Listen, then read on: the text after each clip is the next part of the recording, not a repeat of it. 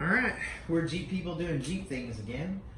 Here we are, we're gonna do an oil change quick on my 2015 Jeep Rubicon, Wrangler, JK, Unlimited, 6-speed. So first things first, make sure you're parked in a good spot. I like to park out of the weather. Open the hood. So one thing about these 3.6 liters is that the oil filter location is in a different place than most. So first thing you got to do, and I apologize for my Jeep being so clean. I bought it not long ago and the weather's been cold enough to where I don't want to and not nasty enough to where I really want to. So I'm kind of in that middle spot. So remove your plastic engine cover, and then your oil filter location will be here. The drain pan is obviously, or the oil pan is obviously underneath where the drain plug is. And like I said, you're going to crawl under the Jeep, so make sure that you got your emergency brake set. If you need something behind the wheels to keep it from rolling, make sure you put that down. Otherwise, we're going to get started. So I'm going to pre-position the camera a little bit, and we'll change the oil. All right, here we are on the underneath the right-hand side of the vehicle. I've got the camera set up just inside of the right tire and looking up into the engine cavity. So here's your oil pan with your drain plug here. We're gonna go ahead and take the 13mm drain plug out and drain into it.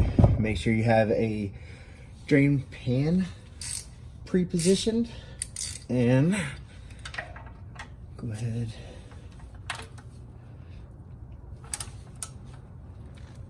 and this should not be that tight. There's no need for that. Alright. And I usually like to do this by hand. It shouldn't be that tight. Engines are relatively new. Again, make sure that you're in a good position. You got your drain pan plugged out.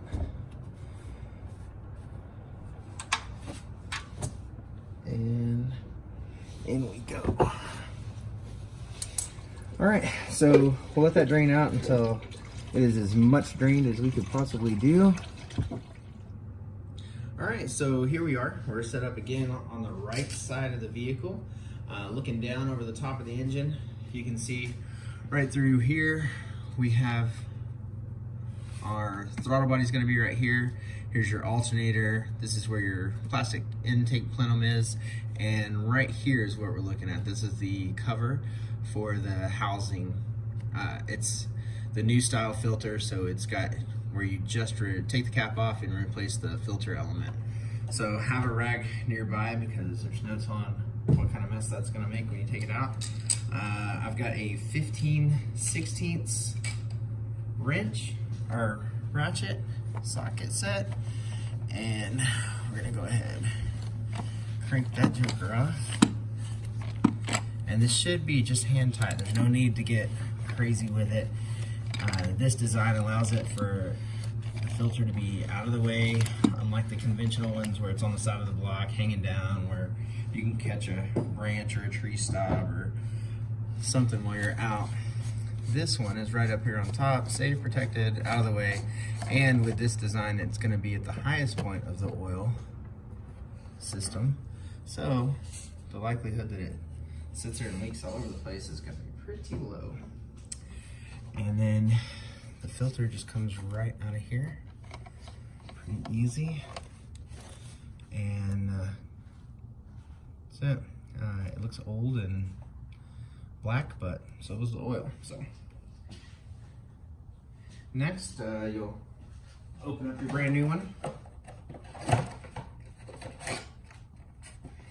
and this particular one, I went to get a K&N one, but my place doesn't carry them yet. It's still kind of a new deal. Maybe that's just what the guy told me at the store, but that falls in, and make sure that you push in it. You can kind of feel that snap. You don't just drop it in there. Drop it in there, get it lined up, and then you'll feel it pop into place. After you get that done, get your cover, back on it. Sure not to cross thread it. Don't over tighten it because again, it's high temp and it's tough and made to last and all that stuff, but it's still just plastic.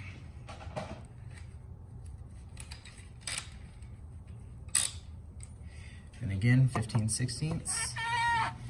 And I'll put a comment to give you the exact torque specs. Trust me when it's not a lot. The fact that I'm using a 1/2 inch ratchet has a little longer of a handle on it, so I can unintentionally put too much torque on it. That's all I'm gonna do for it. Like I said, look up your torque values, make sure you don't ever tighten anything that you don't know how tight you're supposed to get it. All this information is available online. Like I said, I'll put it in the comments. That's all that we're gonna do up here. Go back down and put my drain plug back in, and we'll be ready to put oil in it. So we're back under the Jeep, and we've got all of our oil out. I'll be honest, it did take a long time to get to a drip. I guess I could have parked a little better on an incline, but some people don't necessarily wait until it all comes out, but I really do like to. So you grab your drain plug after it's got your oil out. Go ahead and make sure that you don't cross thread. Now the torque on this is 20 inch-pounds. I said I would put the torque for the oil filter canister in the comments, but I will. But I also looked it up in the brake, and it is 18 foot-pounds. So 20 foot-pounds here, 18 at the oil canister. So I'm gonna go ahead and snug it up with a ratchet because it's a little faster than my torque wrench. Some people have those real nice torque wrenches. I don't. I have the old school Newton meter foot-pound torque meter. So still works. And got it on there. And again, we're going to 18, which is right there. All right. And make sure while you're underneath the vehicle, while you're underneath your Jeep, make sure you get all the drips so that you can tell when you really have a problem. I like to wipe down everything, get a good overall visual. This is a good chance to find all the things that may or may not have gone wrong on one of your off-road trips. So I didn't show it earlier, but while I was waiting for the oil to drain, I obviously tried to break some of the suction on that. You may have seen it gulp a little bit when it was draining earlier, and that's what that was from. So when I got back up top, I pulled the oil cap out of it just to ensure that we got a good amount of oil that we were supposed to out of it.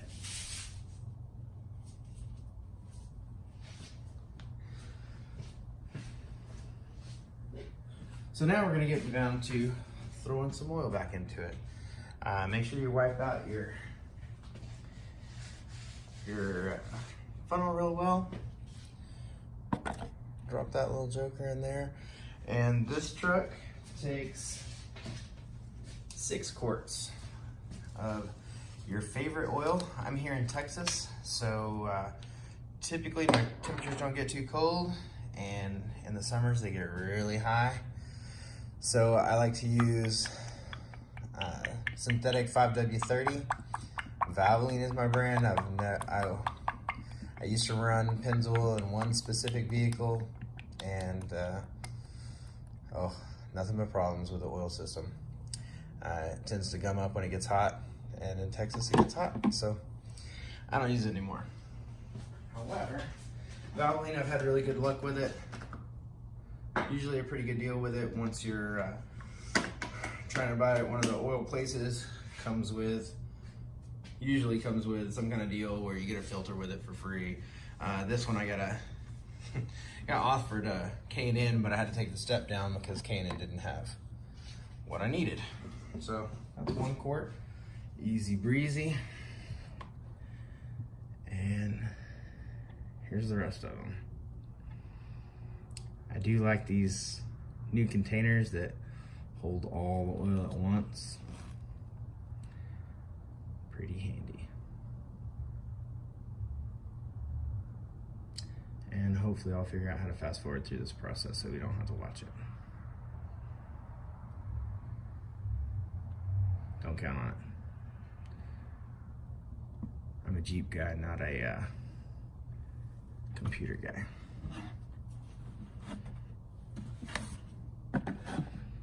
So I'm gonna let that sit there for a second. While I'm up here, I'm gonna go ahead and make sure that I got a good torque. I already checked it once, but I wanna show you that I did it, so I don't have to hear about it in the comments. But again, it's a 24 millimeter versus a 15/16, but if you can see this, there is zero wobble whatsoever. I mean, that is as close to the correct size as you can get without actually being the correct size. All right, and so we said this one was 18 up top, and there's my check. It's 18. So, check on this little guy. Good to the last drop. And we have our rag ready because this is gonna make a mess.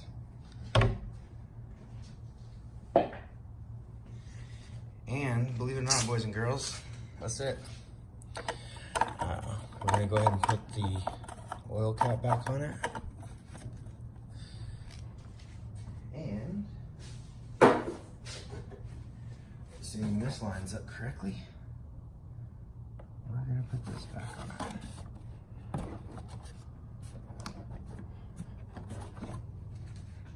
Not quite it, but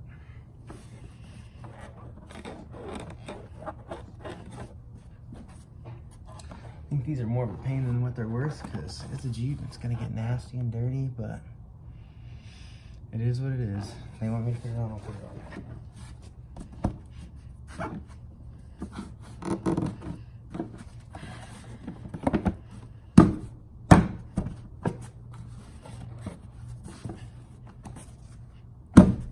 Okay, we're back inside the Jeep. We're gonna go ahead and reset the light. I'll show you how to do that. We're gonna go ahead and turn the ignition switch. Let me get rid of this door light. We're gonna go ahead and turn it on. Let all the lights come on. Let the Christmas tree turn out. All right. Then we are going to pump the accelerator 3 times. 1, 2, and turn it back to off. All right. We may or may not hear a chime. However, go back to our engine vehicle info.